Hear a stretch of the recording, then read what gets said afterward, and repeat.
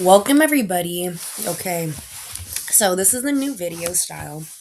I wanted to do a meeting with you guys. It was going to end up being a Zoom, but we will make sure that hopefully we have enough participants to get a good conversation going on these topics for next time. Let me know and I'll get to doing what I'm good at doing.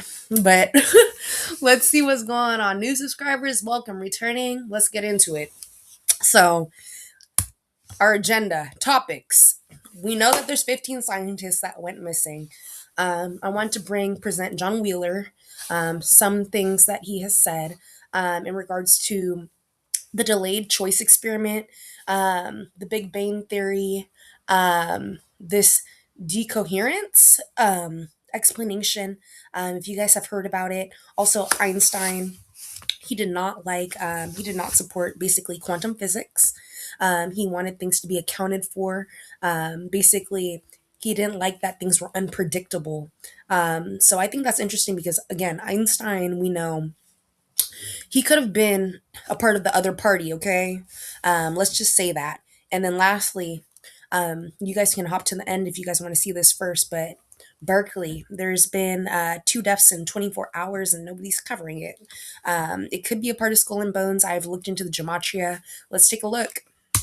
So, again, the scientists, we know they're dropping like flies. This is like Operation Paperclip on steroids. So let's get into the video. This is John Wheeler. Um, let's see what he has to say here. I knew the stories about Gödel. Being concerned always about his health. I knew from his friend Oscar Morgenstern how Gödel would never take a pill prescription. And he's talking about Kurt Gödel. Kurt Gödel, he is a physicist, I believe a quantum physicist, and basically he went on a walk with Einstein at one point, I believe, and Einstein brainwashed him. So check this out. From his doctor without getting out a big medical book and studying up on the pill himself to make sure that it was okay. If you didn't catch, they tried to put him on drugs. Gödel would never take a pill prescription from his doctor without getting out a big medical book and studying up on the pill himself to make sure that it was okay. Huh. But I didn't realize how far his dreams went because He's talking about his dreams, his ideas, his theories. He didn't know how far they went. Interesting. failed to resonate to a talk he had given in 1945 at the symposium held in honor of Einstein's birthday. So remember this, you guys. All of these guys, I don't know if he's still alive, they were all connected back to Einstein. They all spoke to Einstein. Think about if you were in a time where you were able to talk to Aristotle, Plato, all this shit. And they talk about this too, but listen. In that talk, Gödel had described what he called a rotating universe, a universe where all the galaxies turn the same way, and where the geometry is such that you keep on going, living your life, and you come around and come back and you can live it over again. Closed time like line was the magic phrase to describe. He said, you can live it over again. Let's listen to that again. And live it over again. Closed time like going, living your life, and you come around and come back and you can live it over again. Closed time like line was the Closed time magic like phrase to line. describe it. They called it a closed time like line. Interesting. Notate that. So you didn't have to worry about a pill or whatnot because you come back and live your life all over again. And that's what the new world practices, or the before Christ magic and all this stuff. I believe that's what they're doing. Well, after I'd introduced the two of us, Like people like CERN and shit probably have that shit all figured out. I said, Professor Girdle, we'd like to know what the relation is between the great Heisenberg principle of uncertainty or indeterminism and your famous proof that every significant mathematical system contains theorems which cannot be proven. Your theorem of unprovable propositions. Well, he didn't want to talk about that. It turned out that later that he had walked and talked enough with Einstein to dismiss Let's listen to quantum that again. unprovable propositions. A significant mathematical system contains theorems which cannot be proven. Your theorem of unprovable propositions. Well, he didn't want to talk about that. It turned out that later that he had walked and talked enough with Einstein. So they didn't want to talk about a theorem of improvable propositions because Einstein ended up brainwashing him. Listen. To dismiss quantum theory. He didn't believe quantum. Mm-hmm. All he wanted to know was what we were going to say in our book about the rotating universe that he had described. So Einstein was just focused on getting into the book because he wanted his theory on the rotating universe. Well, actually, we weren't saying, and he wanted to know was what we were going to say in our book about the rotating universe that he had described. Well, actually, we weren't saying anything. Ah, I see. I think I'm mistaken here, you guys. I believe what he's trying to say is Kurt Gödel was trying to figure out if he was going to get placed in Wheeler's book for his theory on the rotating universe. That's what he was focused on, and he wanted to throw away potentially quantum physics. Let me know in the comments what you guys think here on what he's saying. This bothered him, and he wanted to know what the evidence is today, at that moment, about whether galaxies do rotate in the same way. We said we hadn't studied it. Well, it turned out that he himself had taken out the great Hubble Atlas of the galaxies, and page after page had opened it up and looked at each galaxy and determined the direction of its axis. He made a statistics of these numbers and found there was no preferred direction of rotation. So they Ah, okay, so that's the theory. So he saw that there was no real axis of rotation for all the other planets. So he wanted that in the book? Interesting. couldn't all be rotating the same way.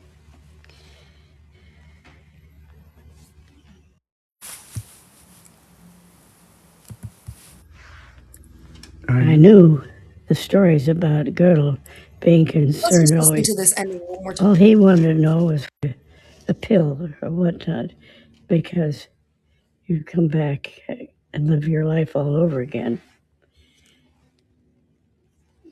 Well, after I'd introduced the two of us, I said, Professor Gödel, we'd like to know what the relation is between the great Heisenberg principle of uncertainty or indeterminism and your famous proof that every significant mathematical system contains theorems which cannot be proven. Your theorem of unprovable propositions. Well, he didn't want to talk about that. It turned out that later that he had walked and talked enough with Einstein to dismiss quantum theory. He didn't believe quantum. All he Right there. Interesting. So Some of you guys wonder, what is quantum? What is quantum theory? A quantum, or a quanta, plural, is the smallest discrete and invisible unit of any physical property, such as energy, matter, or light. Okay? So us.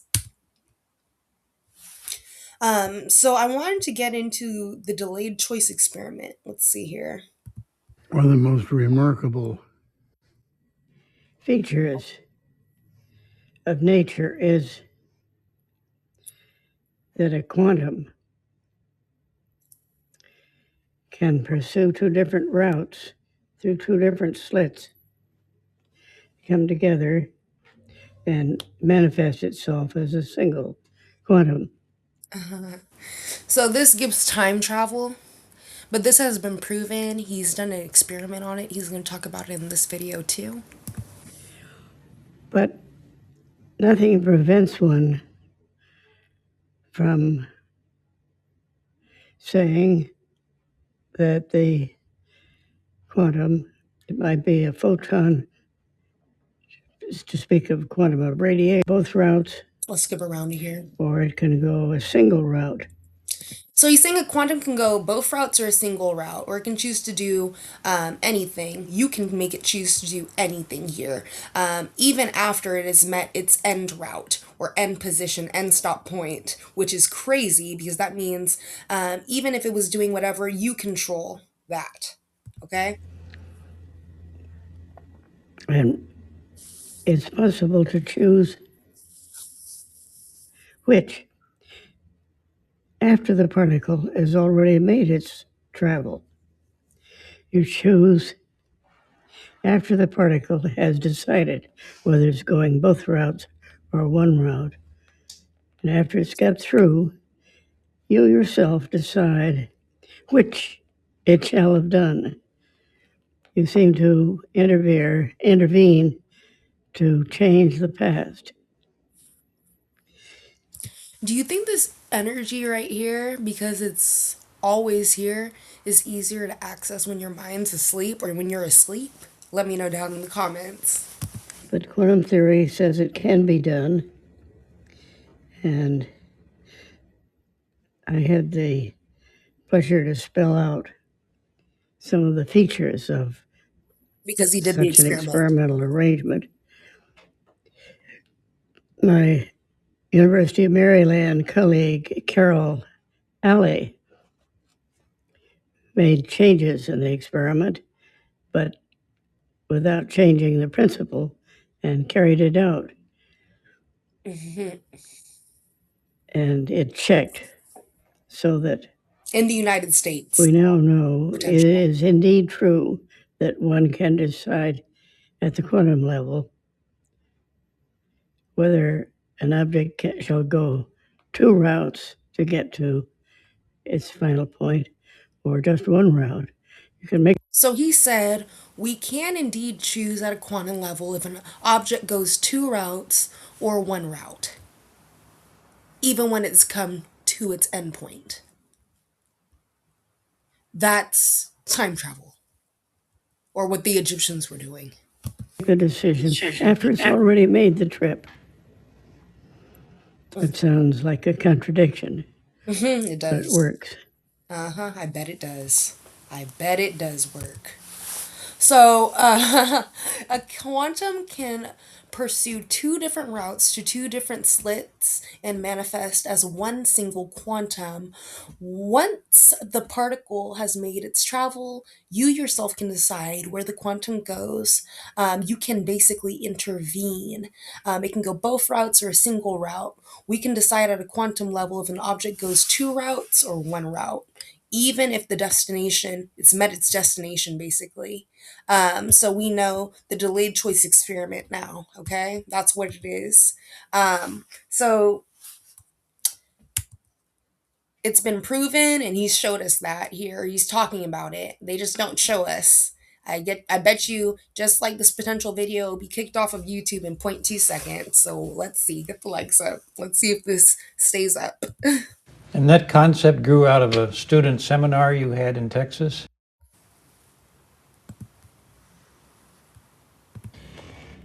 I think it did. I can't recall all the details of it, but I do know that an active participant in that seminar was Wojtek Zurek, and Remember Wojtek Zurek. Remember his name. He is a quantum physicist. I believe he went to MIT. He now does, or he did stuff at UC Santa Barbara, which we will get into.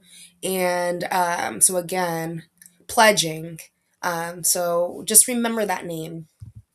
he and I later put together some of the key papers in the quantum theory of measurements in order to make it available to the wider community. And that book continues to be popular. It was more difficult getting permissions from authors and publishers for the reprinting of those articles. He said it was really hard to get reprints basically in English.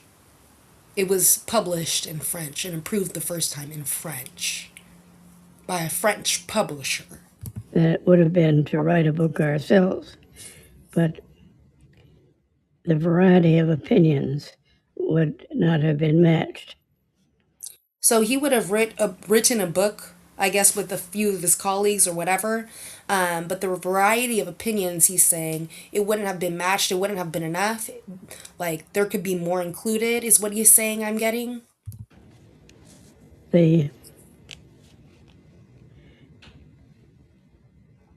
biggest difficulty, maybe I mentioned, was with a French publisher. His publishing house was more interested in its arts books than its science books. Huh? What? He his publishing house was more interested in its arts books than its science books. And the fact that this Oh, yeah. It was overtaken, for sure. It was overtaken. Whatever group already took over that publishing house, that shit was not for publishing science. Let's see. was done by two people, both dead, gave them no voice in what would happen to their paper. I'm sure they would have liked to have seen it appear in English translation. I bet so. He says it on purpose. I had known both of them before they died and had very high regard for them. Look at how he's acting nervous or acting different. Look how he's touching his face. But why wouldn't he give permission? I got a French colleague to go and talk to him, and that's Cecile Moret. But she received the answer from him. Yes, I'm sorry to deny you permission. I've denied many people permission. But I'm the first one. You're the first one I've been uneasy about denying permission to. Well, why do you deny permission? Because I wonder why the guy felt so uneasy, the publisher, or the publishing house guy. He's about to say basically it's because he's a bastard or a son of a bee type, you know? Let's see. I'm a son of a bitch. And it turned out he was an illegitimate child. And he's taking So again, pledging and shit like that. A lot of these people, I feel like, were placed by or selected, hand selected, low key by the elites. Because why would it matter? Maybe it was back in the day, but if a nigga's smart, a nigga's smart. So I don't know. That's interesting to me. it out on the world, what the world had taken out on him. He says it's because he wanted to take out on the world what the world took out on him. Maybe he was fatherless or something, but I don't know about that. I feel like it's something much different. Like the world blocked his vision, and basically he wants to do the same. But yeah, there was a bunch of publication issues here. Um, from there, again, the publishing house was a original publisher was the French publishing house. They published it originally in French. They denied it in English, but I'm sure there's some sort of English translation. But this is like a form of academic or gatekeeping in academia. Another question I wanted to ask for a separate video. Hopefully, we get to do another second video. Get the likes up. Let me know if you guys like this type of content down below. But who and how did they die? The writers, the physicists, the people that originally created the writings. How did they die? Even back in the day, they were doing this since back in the day. Basically, is what they're telling us. So that ends that topic. Let's go into the next topic here. So again, I remember I told you to remember this name, Zurek. Zurek. So that physicist, the quantum physicist, that basically teaches or was doing work at MIT, and within the UC school system. Check this out. So who is he? um believes here, or he made a theory, I should say, quantum Darwinism and decoherence. So let's check this out. Again, if you guys want to see for yourselves here, check out on Wikipedia. um Wojciech Zurek, born 1951. It says here he has a PhD. He's from Poland. So he is a Polish American right there, theoretical physicist and a leading author on quantum theory, especially decoherence and non-equilibrium dynamics, on symmetry breaking, and results defect generation. Interesting. So let's see. Zurich earned his Master's in Science in Physics at the University of Science and Technology (AGH) Krakow in Poland. So he got his. It says here basically he got his master's, I believe, in Poland, and then let's check something else out here. He was the leader of the theoretical astrophysicists group at Los Alamos from 1991. I believe he's still over there. Or some of these recent videos that we're going to be looking at is from over there, I believe. Let's see. He served as a member as the external faculty of the Santa Fe Institute, and has been a visiting professor of the California University Santa Barbara. So once again, um, interesting. Santa Barbara, which is so close to Santa Cruz, where we have the Belizean Grove,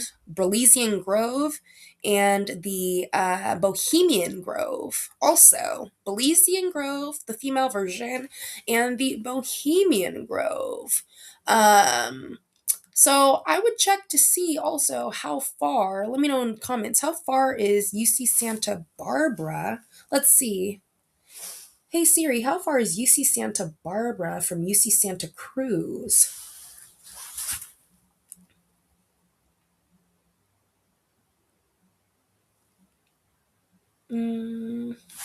Let's take a look here, you guys. Give me one moment.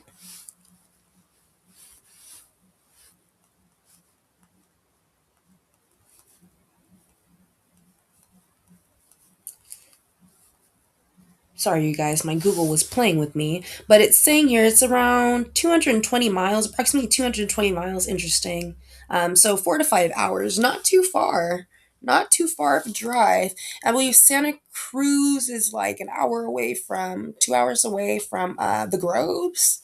So very interesting. And that brings up Joe Rogan also into the kind of topic too here. But quantum Darwinism. So we're going to see that Zurek here, he talks a lot about quantum Darwinism. So he, I believe this theory kind of came out around 2003.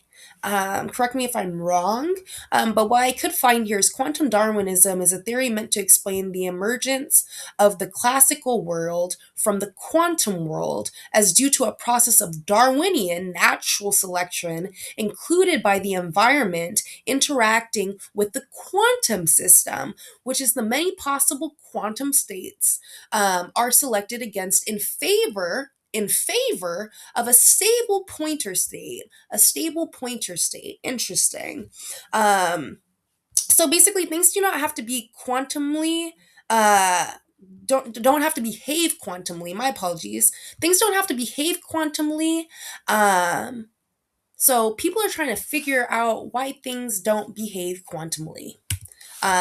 So let's see Dr.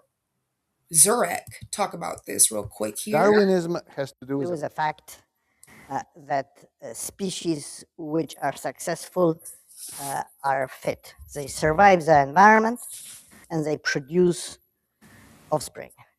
Turns out in quantum mechanics, you can understand emergence of things which are stable and therefore candidates for things which are classical using essentially Darwin's ideas. First of all, they should be stable in spite of what the environment is trying to do to them. And that idea So despite of what the environment is trying to do to them, they need to be stable, okay? presages quantum Darwinism. That's really the heart of decoherence. But what happens actually, and it happens right now, is Right now. that this environment, which in What does he mean by right now? decoherence is just a place where you hide uncomfortably quantum information, is actually not the place where you hide, but it's sort of like a big advertising billboard for the information that you can acquire. So what's happening right now is everything's like a big billboard of information. So what he's talking about, and let's go back to this 123.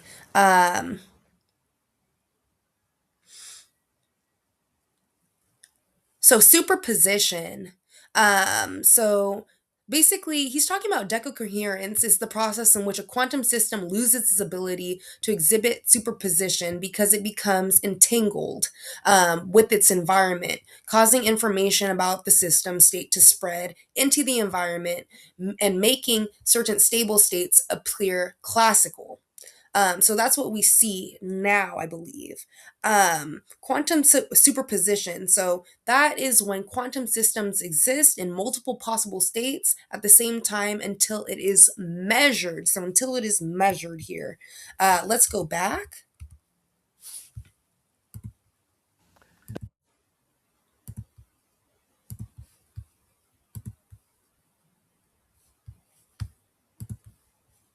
Is that this environment, which in decoherence is just a place where you hide uncomfortably quantum information, is actually not the place where you hide, but it's sort of like a big advertising billboard for the information that you can acquire.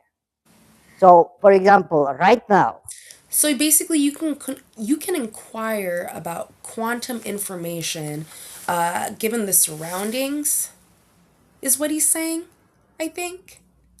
Like, but it does not matter because I feel like the original source, what's here is what's projected. So that's why we see us. But this is really bizarre. Let's go back just a little bit.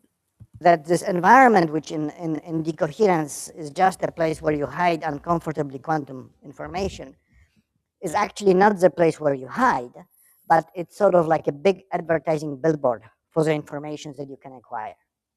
So, for example, right now, you're looking at me, I'm looking at you. We are both bathed in a photon environment. That photon environment bounces off me, it bounces off you. We see each other, not by some sort of direct interaction, but simply because we intercept part of the environment which decoheres us, and we use it as a communication channel. So there are multiple copies of the So we intercept a part of the environment that decoheres us. Interesting. Let's see that again. and we use it as a communication channel. So there are multiple copies of the useful information about us and everything else in that environment. So that information about the stable states gets multiplied. So it's already within the environment. Interesting. And then it gets multiplied, basically spawned. Interesting. Proliferates. Stable states spawn information theoretic copies that are all over the place. So this is the proliferation of the species, a la Darwin. And using these sorts of ideas, you can understand better how classicality comes out of quantum substrate. I mean, the big puzzle, the underlying puzzle of interpretation of quantum mechanics is that we believe all of the universe is made out of quantum stuff. If all of the universe is made out of quantum stuff, everything should behave quantumly. And yet things we encounter on a daily basis don't do things quantum things do. They aren't in two places at once and so on. And understanding why that doesn't happen has been a puzzle.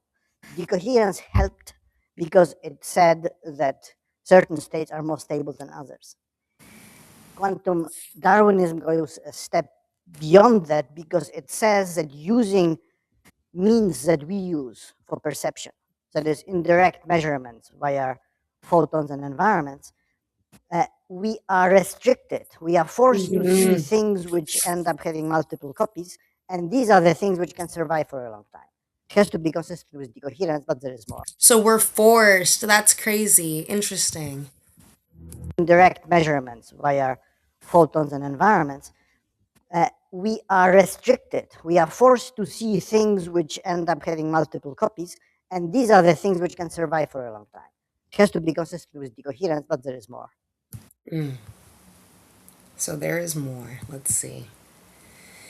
So we got into decoherence, we got into quantum superposition. So let's see what else here. So here are some key points. So again, the quantum mechanics, the environment, like light, air, surroundings, interact with everything, even us. Originally, scientists thought the environment just hid quantum information. That idea is called decoherence. The new principle or the new idea is the environment actually just spreads information. It spreads it. Instead of hiding information, the environment is actually broadcasting it everywhere, like the billboard concept he described. So let's check out this right here. Information States existed in Newtonian dynamics. It actually broke down already before quantum mechanics. Because the moment you start talking about information in thermodynamics, turns out that having information does have physical consequences. You can extract work from physical objects depending on what you know about them, and thermodynamics has it, right? So thermodynamics, in some sense, had a premonition of the fact that information is not something about physics, that it already is a part of physics. And in quantum mechanics, this is much more in your face. It's really very obvious that these two things are there, and we don't really understand how they coexist. In classical physics, we were able to subdue Maxwell's demons and other places where And that's why Einstein liked classical physics. information was sort of getting in the works. But in quantum mechanics, I think that level of understanding is still not yet there. It hasn't been reached. I think it will be. And I think it will surprise us. I think If they let us know. it will tell us new things, not just about information, but about how the world works. And, to what extent information and existence are interweaved. So this is why I think scientists are dying. Okay. So key points. So we're seeing photons right here are bouncing off. So again, you see people because light bounces off of them. Photons are bouncing off of people here in this case, and you see them. So if we're looking person to person, like you explained, that's why we're seeing them.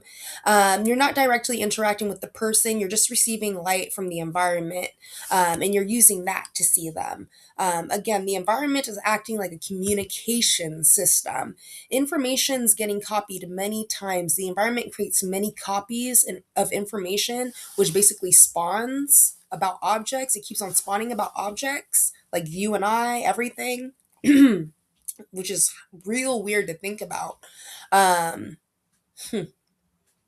they say that the copies spread like reflections of light. So it's called proliferation of information. Only stable states survive. So only stable states get copied, or they last longer, basically. That's what I was going to say. Do unstable states, do they get copied? Or have they figured out how to observe the multiple copies of information that are said to proliferate into the environment? So can they observe it? The Wheeler said that they observed it.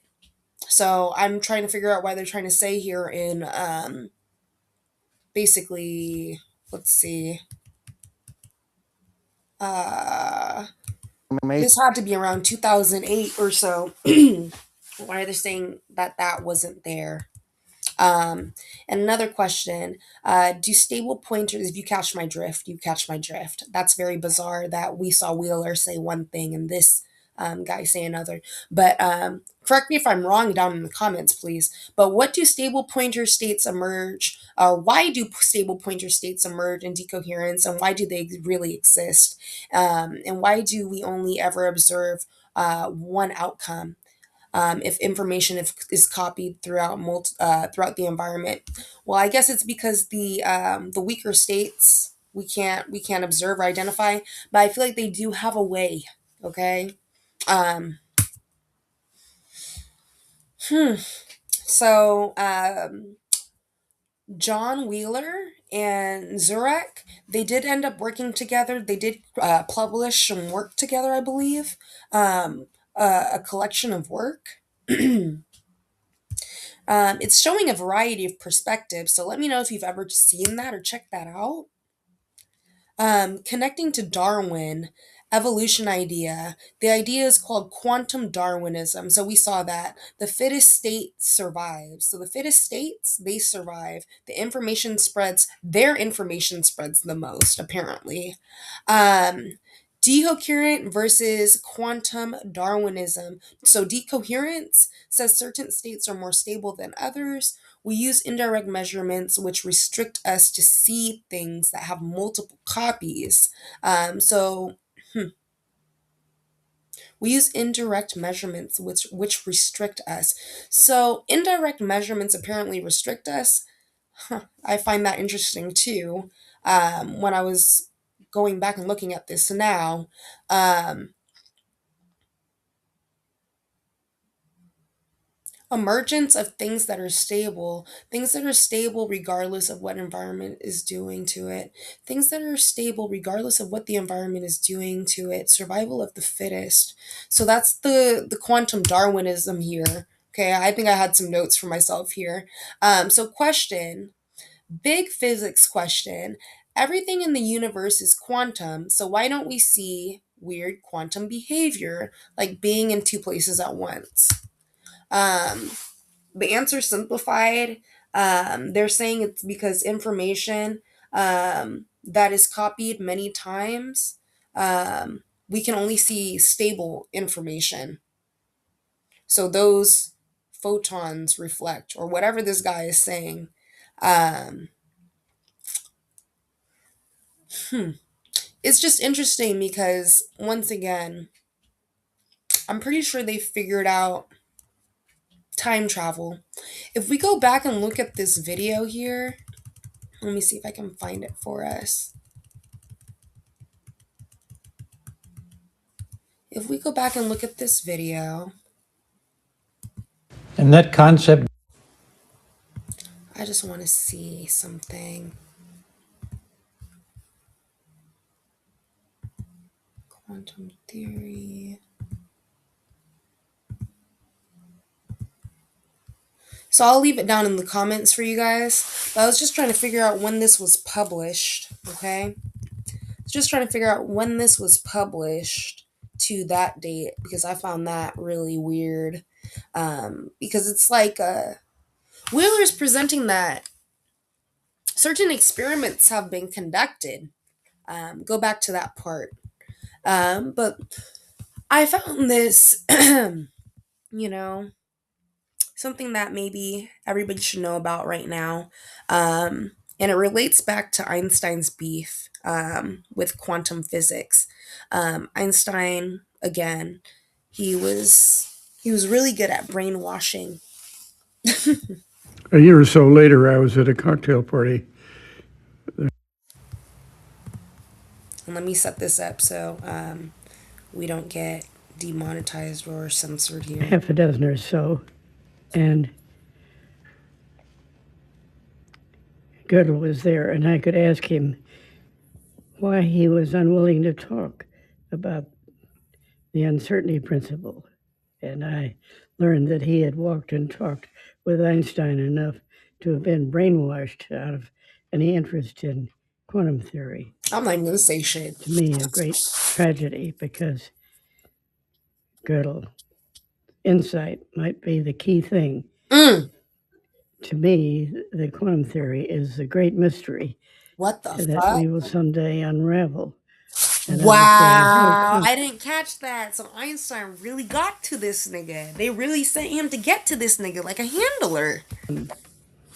And the answer to that question will at the same time be the answer to Do you guys think Einstein was a handler? He was walking and talking with a lot of people. the question, how come existence? I can't believe that they're separate questions.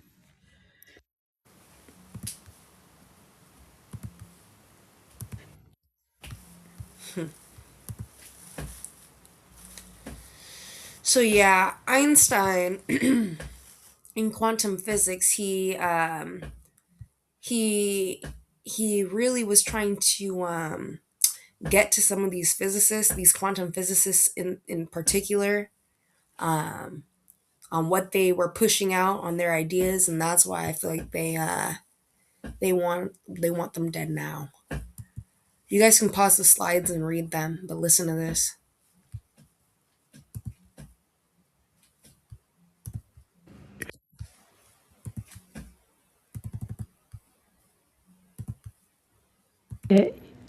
If I say that the laws of physics did not exist forever, but they came into being along with the Big Bang,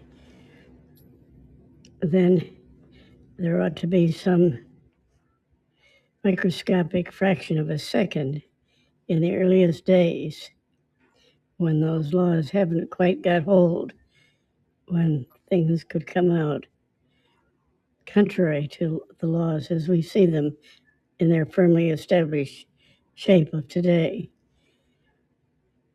I can't be specific on that, but that is at least my present day answer to your question. Can they be violated? Yes, in the very beginning of the world. Yes, in the very big end of the world. Well, then what about the collapse to a black hole? Isn't that something like the end of the world on a small scale? On a small And scale. could the laws of physics be violated there?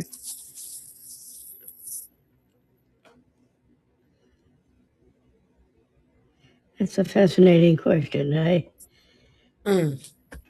be hard put to it to name any concrete case where there would be a violation that one could look for. But I think it would pay several days of vigorously looking over all the conceivable experiments for something that would be outside the scope of a ironclad quantum mechanics. But when you speak of the laws coming into existence at the time of the Big Bang, that's what you sometimes referred to as law without law. Yes, He's so straight about it. He's I like, don't see yes.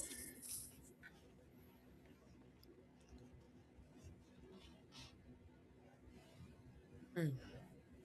any other route for the laws to come into being except out of the act of coming into being of the universe itself.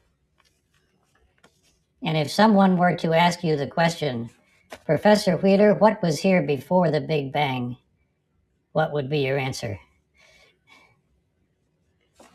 There was no before the Big Bang, would be my answer. The very concept of time made no sense then. Isn't that crazy? He said the very concept of time made no sense before the Big Bang. There was no before the Big Bang. The very concept of time did not make sense then. The laws of physics were violated during the creation of the world, and yes, at the very end of the world. That's crazy. So let's get on to our last topic. Let me know down in the comments on how you guys felt about that topic. So again, UC Berkeley, what in the world is going on? A body found at Sproul Hall. So interesting. Uh, this was posted on Reddit, and I believe that this took place a few days after the last wave or whatever wave of transfer students were just admitted. So let me see something here. I wanted to show you this video. Breaking news. There's a body found on the campus of UC Berkeley. Details are slim at the moment. Campus police tell us the body of a man was discovered around noon by school staff in the bushes outside of Sproul Hall. They say no indication of foul play is evident, although it's up to the coroner to determine, of course, the cause of death. Police say the man They're paying off the coroners, does not appear to be Ashley, Janae, and all this extra shit. Or they brought the body back, but yeah, they paying off these coroners. affiliated with the university. This comes just a day after a student fell to his death from a high. And again, this was 2 deaths in 24 hours. There were 2 deaths in 24 hours. And I wanted to show you something. 24. So the geometry on this is actually pretty strong. High-rise 2 residence separate hall. deaths. It happened at Unit 3 yesterday evening on Durant Avenue. Unit 3, Durant Avenue. Somebody do the geometry on that. I'm going to show you what I found. At Dana Street. UC police say no foul play is suspected and next of kin has been notified. The student has not been publicly identified. Wow. So UC Berkeley campus sees 2 deaths in under 24 hours. A student fell from a residence hall while another man was found dead in the bushes near Sproul Hall. According to police, no foul play is suspected in either death. My ass. So the student, 21 years old, appears to have fallen from a Durant Avenue housing complex Tuesday. So Tuesday, what zodiac sign rules Tuesday? Aries and Scorpio. And we have this Aries new moon, Aries stellium. Interesting. So let's go into this area here. 2 men, one is student and one not, died basically on or near the UC Berkeley campus this week. The student 21 appears to have fallen, and there was another person. There's several students that have been deceased on the campus here. If you start looking back into the timelines, and that's why I feel like it's not being covered. Berkeley transfer dates. So I just want to pull this up for you for fall 2026 admission. UC Berkeley transfer decisions were released on April 17th, 2026, right? And then, okay, yeah, 2026, April 17th. So not too long ago. Today's the 25th. So this was posted, article was posted April 21st. Update: UC Berkeley students identified as fatal fall victim. UC Berkeley student identified as a fatal fall victim. Yeah, so they died here. The student has been identified as William Yi Liu, rest in peace. This is for informational purposes. 21, the coroner's office said he was majoring in theater and performance studies. Interesting. Um, few details are available, but there are no known threats to the community. Da, da, da, da. The Berkeley Fire Department was dispatched to the 2400. Check this out again: 2400, 8 p.m. 21. Let's see. Let me show you this. And then on April 22nd, another body was found, a deceased man, Wednesday afternoon around 12:04, Sprouse Hall. So two of them, within 24 hours. So significant dates: April 17th, that's the admissions. April 21st, that was the Yi, their fall, the fatal fall victim there, and then the one at Sprouse Hall, that was on the 22nd. Okay. So if you look at this, police at University of California, Berkeley investigated 2 men dead found on campus. Berkeley investigated 2 dead men found on campus. Let's go to the gematria.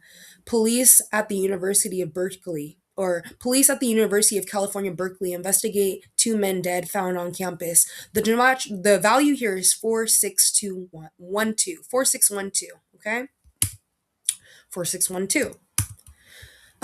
If we take this line out, police at the University of California, and if you could put this in yourself into gematria, Berkeley investigate 2 dead men found on campus. Berkeley investigate.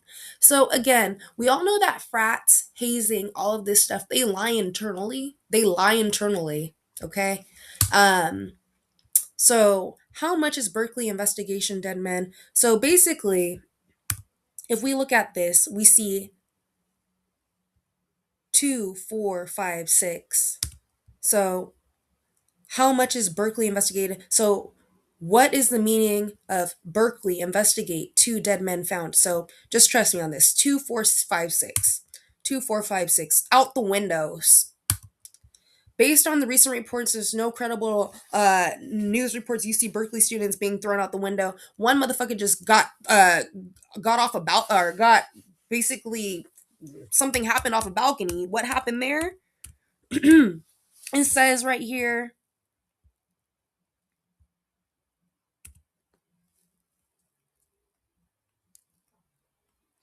involving a fall, death investigation involving a fall, fatal fall victim,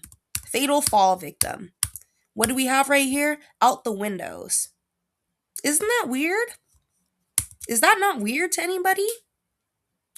And then again, 2017 fall, a 21-year-old, once again, 21, a 21-year-old student died after falling from a 4th-floor balcony on Dwight Way. 2012, dorm fall.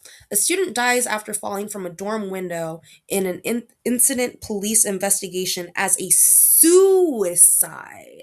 Or suicide. So, basically, you guys. Sorry, you guys, I don't want to get demonetized. But just hours earlier, emergency crews responded to a separate call Tuesday evening at the Unit 3 Residence Hall complex, where a 21-year-old student passed away after falling from a building. So let me know what you guys think about this. It's giving skull and bones, skull and keys, you know? Is any of this related back into that? What do you think? What are your thoughts? So, thank you guys for chilling out with me. I wanted to get this out same day. I just made this presentation same day, so I do apologize for being all over the place. This is my first time doing this, but hopefully we get it on live next. Get the likes up on this video, and I'll be back. Let me know what you thought about the information, okay?